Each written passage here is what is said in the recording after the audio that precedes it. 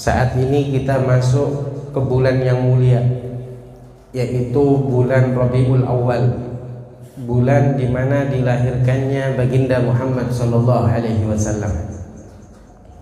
Bulan Rabiul Awal ini sebenarnya dahulu bukanlah bulan yang dikenal, karena yang terkenal dulu ibaratnya di kalangan bangsa Arab ya Ashhurul Hurum, bulan-bulan Ashhurul Hurum yaitu Dzulqa'dah, Dzulhijjah, Muharram, kemudian Rajab, yang di situ termasuk dari bulan-bulan yang dimuliakan oleh Allah Subhanahu wa taala. Kemudian bulan Ramadan dan lain sebagainya.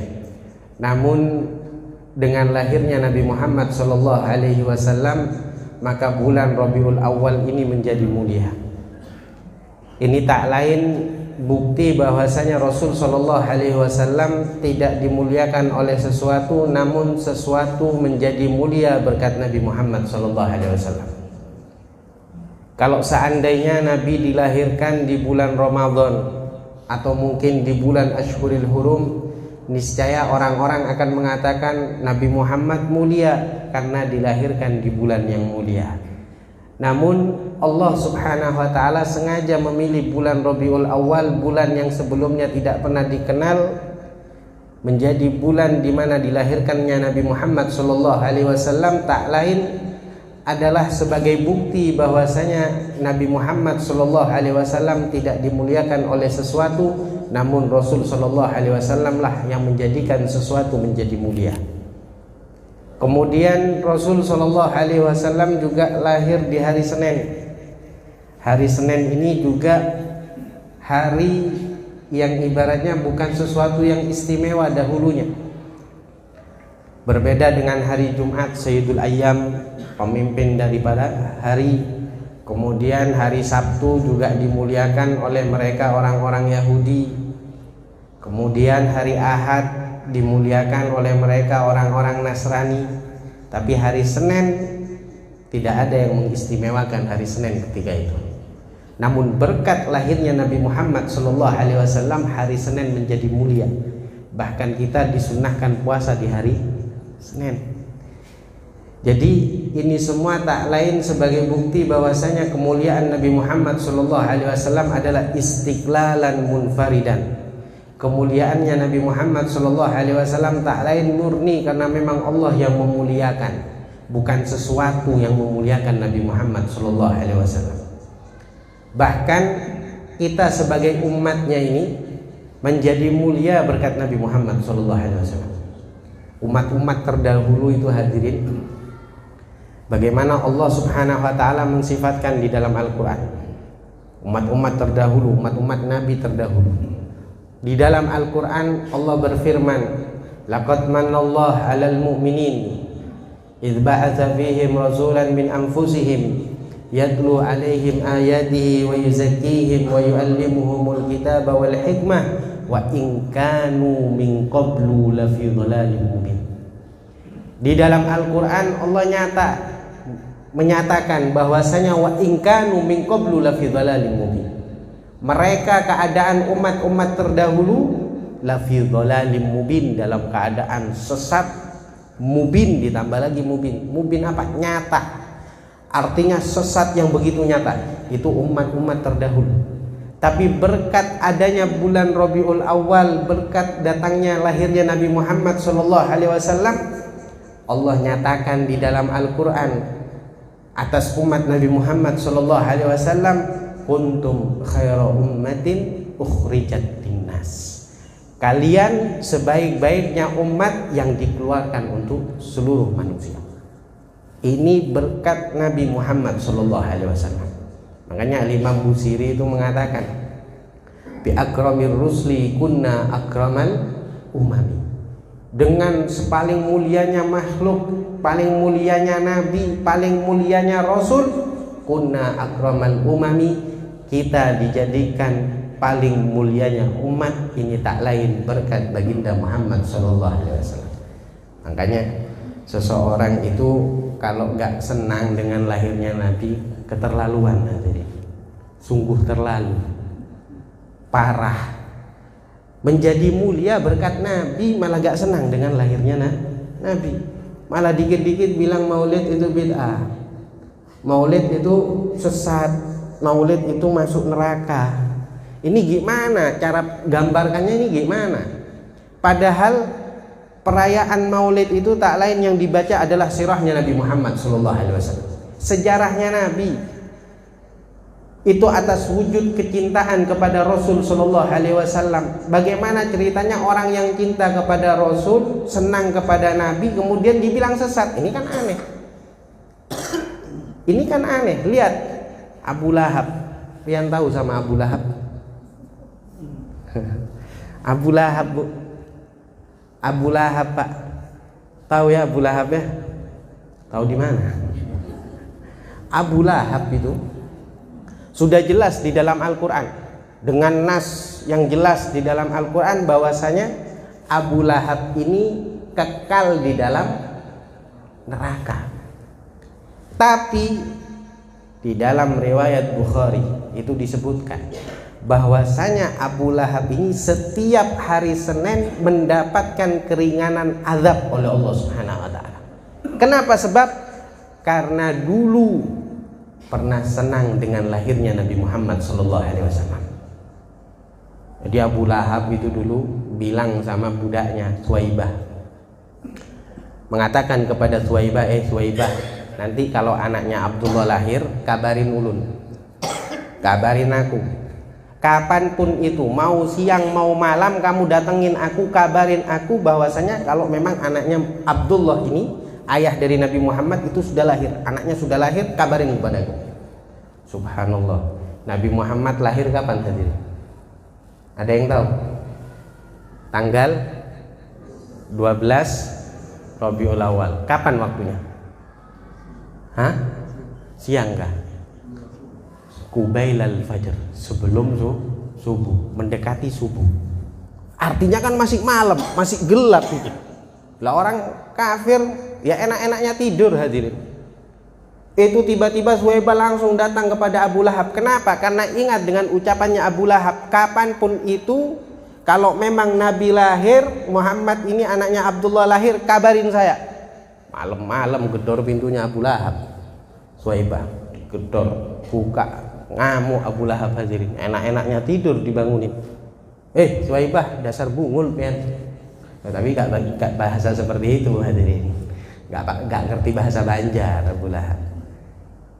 Bodoh kamu ini, goblok, gak tahu jam kah? Apa kata Suwaibah? Loh, bukankah pian yang mengatakan kalau anaknya Abdullah lahir kapanpun itu kabarin pian. Saya datang ke sini mau mengkabarkan bahwasanya anak dari Abdullah sudah lahir. Itu saking senangnya hadirin Abu Lahab dengar kabar seperti itu, langsung mengatakan kepada Suwaibah, mulai saat ini juga engkau aku bebaskan, dibebaskan dari perbudakan. Bahagia, senang dengan lahirnya Nabi Muhammad SAW. Ibn Abbas, maaf, Sayyidina Abbas ini saudaranya Abu Lahab, saudaranya Abdullah. Ayah dari Nabi Muhammad namanya kan Abdullah, punya saudara Abbas, punya saudara Abu Lahab. Nah, Sayyidina Abbas itu mimpi melihat Abu Lahab di dalam mimpinya. Ini diabadikan ini dalam riwayat yang sahih. Ketika bermimpi Abu Lahab ditanya, wahai Abu Lahab, ma fa'alallahu bik, apa yang Allah lakukan kepadamu? Kemudian Abu Lahab menjawab, Allah mengadabku, tapi setiap hari Senin aku mendapatkan keringanan azab. Apa itu? Keluar minuman dari jarinya Abu Lahab. Ya, nikmat hadirin. Bayangin pian disiksa di api neraka, setiap hari Senin bisa minum dari jarinya, kan nikmat. Diringankan azab oleh Allah setiap hari Senin. Kenapa? Karena dulu aku pernah bahagia dengan lahirnya Nabi Muhammad SAW. Makanya Habib Umar bin Muhammad bin Salim bin Hafid dalam kitab maulidnya Adhiyaul Lami, beliau mengatakan, hadza ma'al kufri fa kaifa bi farhatin min di fuadi imtala imana.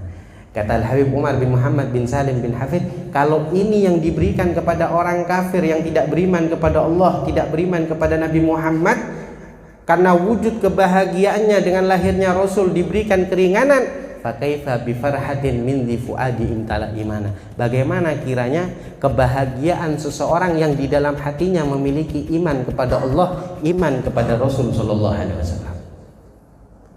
Makanya harus seseorang itu bahagia, cinta sama Nabi itu harus, karena ini termasuk dari bagian keimanan hadirin. Sampai Nabi katakan dalam sebuah hadis yang sahih, la yu'minu ahadukum hatta akuna ahabba ilaih min walidihi wa waladihi wan nasi ajma'in. Dalam hadis Rasul sallallahu alaihi wasallam mengatakan, gak sempurna iman salah satu di antara kalian sampai menjadikan aku lebih dicintai melebihi kecintaan kalian kepada anak kalian, kepada orang tua kalian, dan kepada seluruh manusia. Cuman kadang kita mikir hadirin, masa iya ada orang yang bisa cinta kepada Rasulullah melebihi itu semua, melebihi dari kecintaan kepada orang tuanya, melebihi kecintaan kepada anaknya, melebihi kecintaan kepada seluruh manusia. Apakah ada yang seperti ini? Banyak hadirin. Kita gak usah di zaman sahabat, mungkin 100 tahunan lebih, ada yang namanya Al-Habib Ali bin Muhammad bin Husain Al-Habsyi, pengarang Maulid Simtud Duror, yang biasanya disebut Habsyian itu. Nah, ini pengarangnya namanya Habib Ali bin Muhammad bin Husain Al-Habsyi. Beliau mengatakan di antara salah satu bait syair karangan beliau mengatakan, fi jannatin ma syaqani min wasfiha illa likaunil hibbi fiha khayyama. Kata Al-Habib Ali bin Muhammad bin Husain Al-Habsyi, aku ingin masuk ke surga. Kata Habib Ali Habsyi, yang membuat aku ingin masuk ke surga, rindu kepada surga, bukan karena kenikmatan surga yang ada di dalamnya. Padahal kenikmatan surga itu luar biasa hadirin. Nikmatnya surga itu luar biasa. Tapi apa kata Habib Ali Habsyi, yang membuat aku ingin masuk ke dalam surga bukan karena kenikmatan surganya, akan tetapi yang membuat aku ingin masuk ke surga karena di dalamnya ada Nabi Muhammad sallallahu alaihi wasallam. Kalau kita pikir-pikir lagi ya, surga menjadi paling nikmat ya karena ada Nabi Muhammad sallallahu alaihi wasallam. Lihat cintanya luar biasa. Para sahabat, lagi-lagi para sahabat, dalam satu peperangan pernah Nabi itu diintai oleh musuh hadirin. Yang namanya Nabi pasti diintai sama musuh, ingin dibunuh. Nabi Muhammad ingin ditombak, Nabi Muhammad ingin dipanah. Ada satu sahabat yang bernama Abu Tolha. Ini sahabat Abu Tolha hadirin, ketika Nabi Muhammad dihujani panah, tombak dan lain sebagainya, dia menjadikan badannya sebagai tameng untuk Nabi Muhammad SAW. Dijadikan tameng, maka ketika tombak mengarah kepada Rasulullah tidak masuk ke tubuhnya Nabi, masuk ke tubuhnya Abu Tolha. Panah diarahkan masuk menusuk ke tubuh Abu Tolha, sampai akhirnya Abu Tolha ini meninggal dunia. Ketika meninggal dunia dihitung bekas tusukan tombak, panah dan lain sebagainya, ada 80 tusukan. Rela mati demi Nabi Muhammad SAW. Ini mahabbah shodiqah, cinta yang begitu luar biasa. Bukan cuma sahabat laki-laki, sahabat perempuan juga ada bu, tenang, saya kasih riwayatnya juga. Bukan cuma laki-laki saja yang cinta sama Nabi, perempuan banyak yang cinta sama Rasul sallallahu alaihi wasallam. Dulu ketika peperangan Uhud tahun 3 Hijriah. Tahun 3 Hijriah itu peperangan Uhud, Nabi Muhammad itu dikabarkan meninggal dunia. Rasulullah dikabarkan meninggal dunia, sampai ke kota Madinah semua orang-orang ahlu Madinah ini mendengar kabar bahwasanya Rasulullah meninggal dunia. Banyak yang ribut, banyak yang nangis. Ada seorang wanita yang bernama Nasibah Al-Ansariyah. Ini Nasibah hadirin saking cintanya kepada Rasulullah, langsung berangkat ke depan pintu kota Madinah menanti kedatangan para pejuang Uhud. Kenapa? Karena ingin memastikan kabar yang sudah nyampe di kota Madinah bahwasanya Rasulullah meninggal di medan Uhud. Padahal kabar itu kabar bohong. Rasulullah tidak meninggal dunia, namun Rasulullah terluka. Tapi karena berhubung dulu gak ada medsos hadirin, beda sama sekarang. Sekarang kan langsung tinggal main telepon. Betulkah Rasulullah meninggal? Kalau dulu nggak ada. Ketika mendengar kabar seperti itu bingung, ini benar atau enggak. Dia berangkat langsung ke depan pintu kota Madinah menanti para pejuang Uhud yang datang. Pejuang Uhud datang satu, ditanya, "Aina habibi Rasulullah?" Mana kekasihku baginda Muhammad sallallahu alaihi wasallam? Kemudian dijawab oleh pejuang Uhud tersebut, "Wahai Nasibah, jangan tanya dulu Rasulullah. Ketahuilah, ayahmu yang ikut perang di medan Uhud gugur di medan Uhud, mati syahid di medan Uhud." Apa kata Nasibah? Bukan itu yang aku tanya. Padahal orang tuanya mati di medan Uhud. Apa kata Nasibah? Bukan itu yang aku tanya. Yang aku tanya, mana Rasul sallallahu alaihi wasallam? Karena aku mendengar kabar Rasul sallallahu alaihi wasallam mati syahid, gugur di dalam peperangan medan Uhud. Gak lama ada lagi satu pejuang datang. Ditanya lagi oleh Nasibah, "Aina habibi Rasulullah?" Mana kekasihku baginda Muhammad sallallahu alaihi wasallam? Kata pejuang tersebut mengatakan, "Wahai Nasibah, jangan tanya dulu Rasulullah. Ketahuilah, anakmu yang ikut perang di medan Uhud mati syahid di medan Uhud." Apa jawaban Nasibah? "Laisa dzalik as'aluk." Bukan itu yang aku tanya. Yang aku tanya bukan itu. Laisa dzalik as'aluk, bukan itu yang aku tanya. Aku khawatir dengan keadaan Nabi Muhammad sallallahu alaihi wasallam. Karena aku mendengar kabar Rasulullah mati syahid di medan Uhud. Gak lama pejuang lagi datang. Ditanya oleh Nasibah, "Aina habibi Rasulullah?" Mana kekasihku baginda Muhammad sallallahu alaihi wasallam? Dijawab, "Wahai Nasibah, tunggu dulu, jangan tanya Nabi Muhammad. Ketahuilah, suamimu yang ikut perang di medan Uhud mati syahid di medan Uhud." Apa kata Nasibah? Bukan itu yang aku tanyakan. Yang aku tanyakan, mana Rasul sallallahu alaihi wasallam? Gak lama ada satu pejuang bawa Nabi Muhammad sallallahu alaihi wasallam. Rasulullah ketika itu terluka hadirin, tapi dalam keadaan sehat walafiat. Dibawa itu. Ketika melihat Rasulullah dalam keadaan selamat, Nasibah lari mendekat kepada Nabi Muhammad sallallahu alaihi wasallam. Ketika mendekat kepada Rasulullah, Nasibah mengatakan, "Ya Rasulullah, kullu musibatin ba'daka jalal ya Rasulullah." Wahai Nabi, aku banyak tertimpa musibah.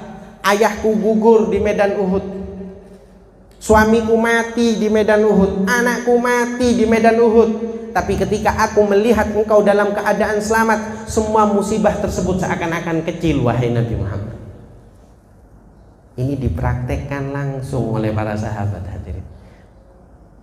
Makanya Nabi katakan, gak sempurna iman salah satu di antara kalian sampai menjadikan Rasulullah lebih dicintai, melebihi kecintaan kepada orang tuanya, kepada anaknya, dan kepada seluruh manusia. Dibuktikan oleh seorang wanita, yaitu Nasibah Al-Ansariyah. Sekalipun anaknya mati, bapaknya mati, suaminya mati, tapi ketika melihat Nabi Muhammad lebih bahagia dengan keselamatannya Rasul sallallahu alaihi wasallam. Kenapa demikian? Karena tak lain mereka para sahabat memiliki kecintaan yang begitu luar biasa kepada Rasul sallallahu alaihi wasallam. Kenapa? Karena berkat Nabi Muhammad kita dimuliakan hadirin.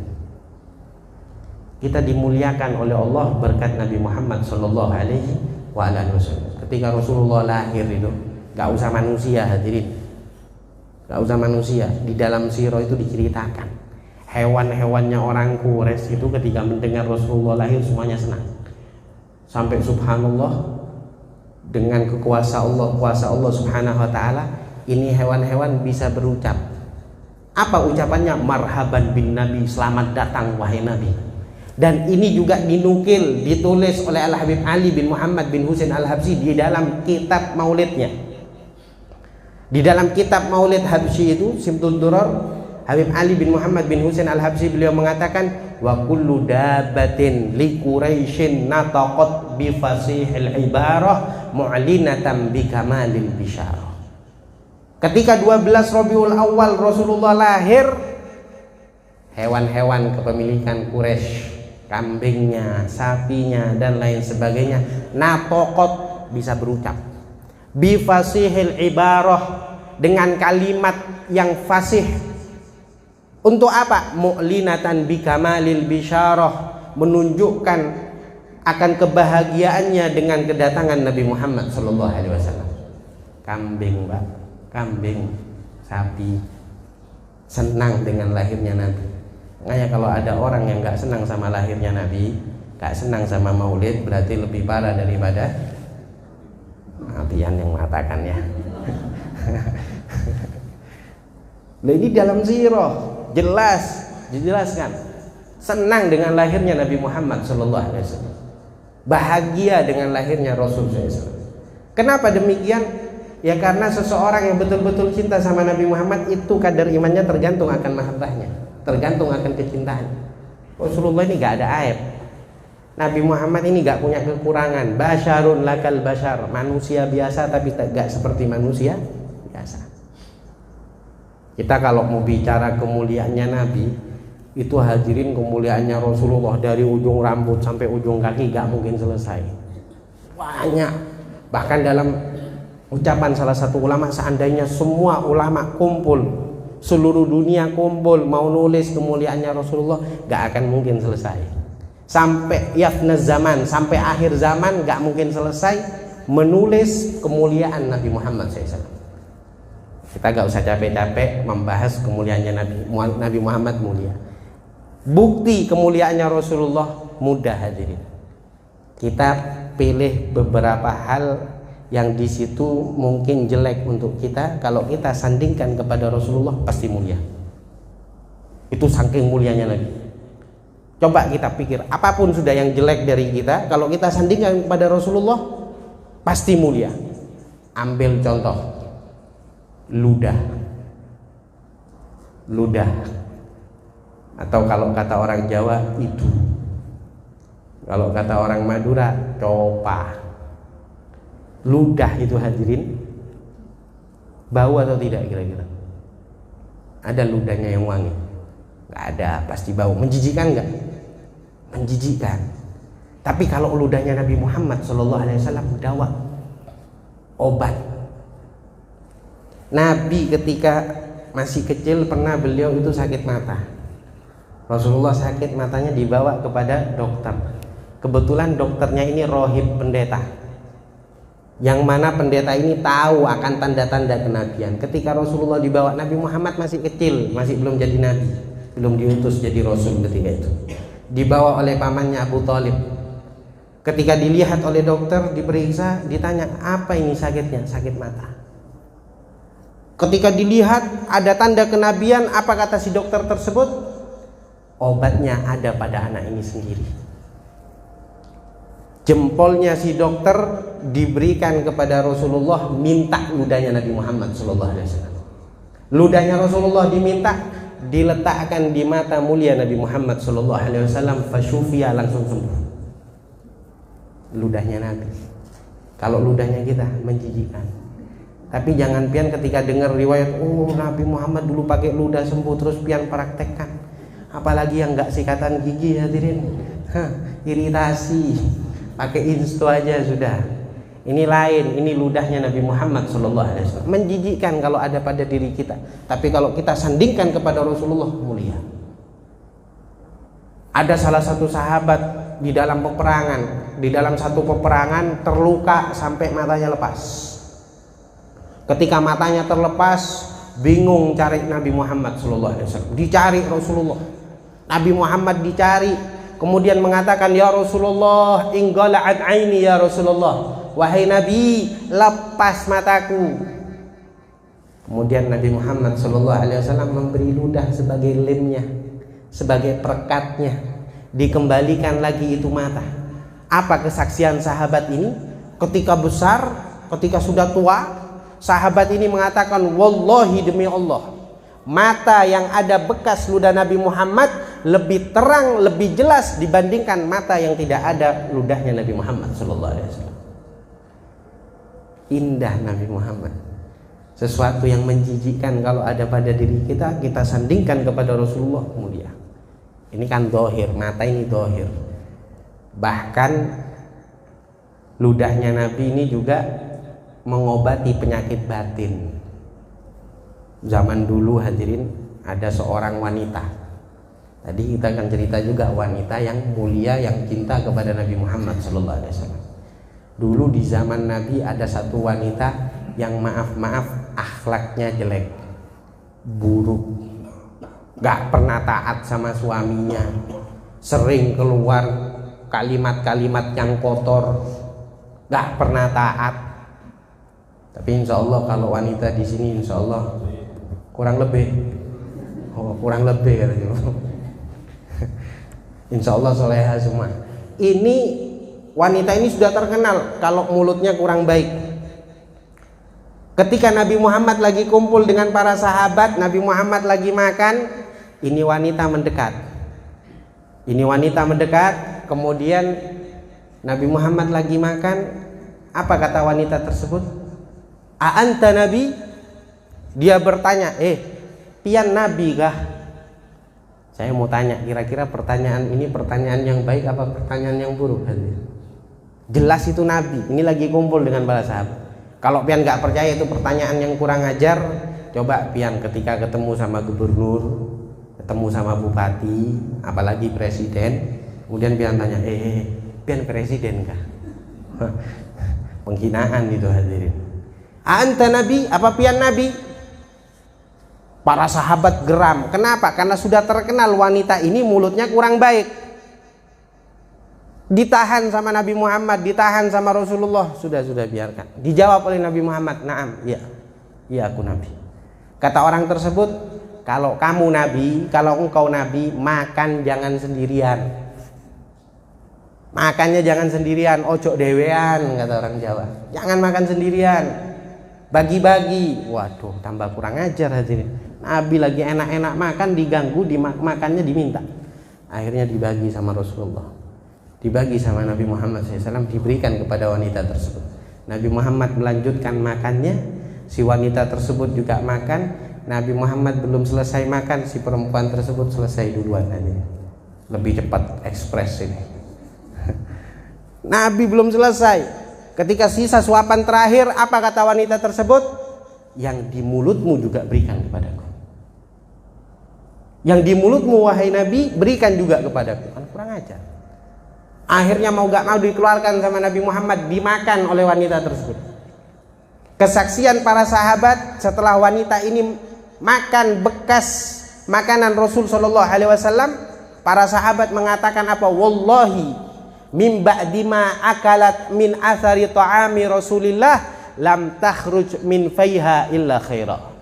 Demi Allah, setelah makan makanan yang ada bekas ludahnya Nabi Muhammad, wanita tersebut tidak lagi mengucapkan kalimat yang kotor, tidak lagi keluar dari lisannya melainkan kalimat-kalimat yang baik.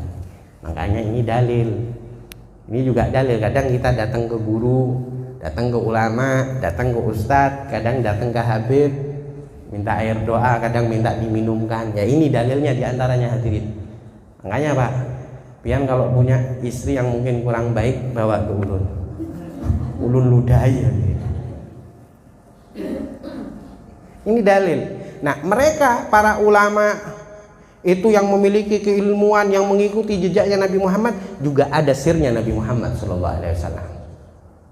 Makanya di Jawa Timur ada yang namanya Kiai Hamid. Ada yang namanya Kiai Hamid. Pernah suatu saat ada satu orang datang kepada Kiai Hamid, bawa anaknya yang pilat, atau kalau bahasa sini cadel, gak fasih hadirin. Mau bilang R jadi L, gak fasih. Dibawa sama Kiai Hamid kepada Kiai Hamid. Ditanya sama Kiai Hamid Pasuruan, wali min auliyaillah. Ditanya, dan ini Kiai Hamid juga termasuk salah satu gurunya Guru Sukumbul ketika di Jawa. Kiai Hamid Pasuruan ini ketika dibawa ini orang kepada Kiai Hamid, ditanya sama Kiai Hamid, kenapa anaknya? Cadel guru, cadel, gak fasih. Apa kata Kiai Hamid? Gak pakai panjang lebar, buka mulutnya. Disuruh buka, diludahin aja. Subhanallah, fasih. Tapi lagi-lagi, pian jangan mendengar riwayat begini kemudian ada anak tetangga cadel pian ludahin. Bukan tambah fasih, bisa bisu hadirin. Ini lain, ini mereka adalah orang yang dekat dengan Allah Subhanahu wa taala dekat dengan Nabi Muhammad sallallahu alaihi wasallam. Lihat ludah yang seharusnya menjijikkan, tapi ketika disandingkan kepada Rasul sallallahu alaihi wasallam menjadi mulia. Jadi kalau kita mau bahas kemuliaannya Nabi nggak mungkin selesai. Kita cari yang buruk-buruk aja yang ada pada diri kita, kemudian kita bandingkan dengan Nabi Muhammad, pasti mulia. Itu ludah. Kemudian apa lagi? Keringat. Keringat, Pak. Keringat ini kalau keringatnya kita kira-kira mulia atau gimana kira-kira? Bau, hadirin. Kadang meskipun pakai Rexona baunya naudzubillah. Tapi kalau keringatnya Nabi Muhammad SAW mulia. Keringatnya Rasulullah mulia. Dalam suatu riwayat Ummu Sulaim itu meriwayatkan ketika musim panas Nabi itu berkeringat, itu dikumpulkan keringatnya Nabi Muhammad SAW. Kemudian digunakan sebagai wewangian. Apa kata Ummu Sulaim? Wallahi demi Allah, keringatnya Nabi Muhammad SAW atyabu minal misik, lebih wangi daripada minyak misik.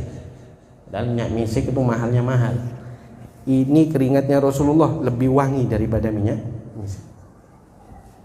Wajahnya Nabi luar biasa. Sampai dalam riwayat wajahnya Nabi ini lalat gak mau nempel di wajahnya Nabi Muhammad SAW. Kalau wajahnya kita hadirin, apa yang gak pernah nempel?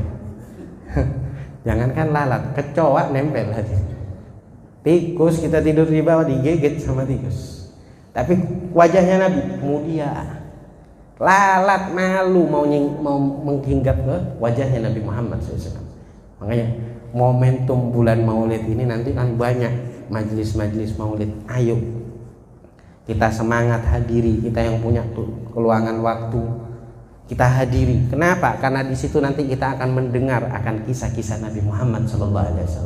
Kita akan mendengar riwayat-riwayat tentang Rasul SAW yang dengan hal tersebut bisa menambah kecintaan kita kepada Nabi Muhammad SAW.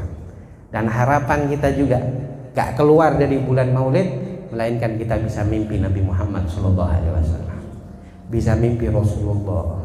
Karena mimpi Nabi ini hadirin indikasi seseorang akan meninggal dalam husnul khatimah dan dimasukkan ke dalam surganya Allah Subhanahu wa taala.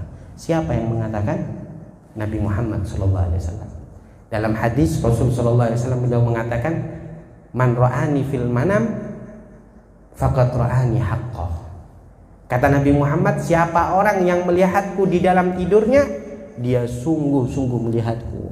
Fa inna syaitan la yatamatsalu bi.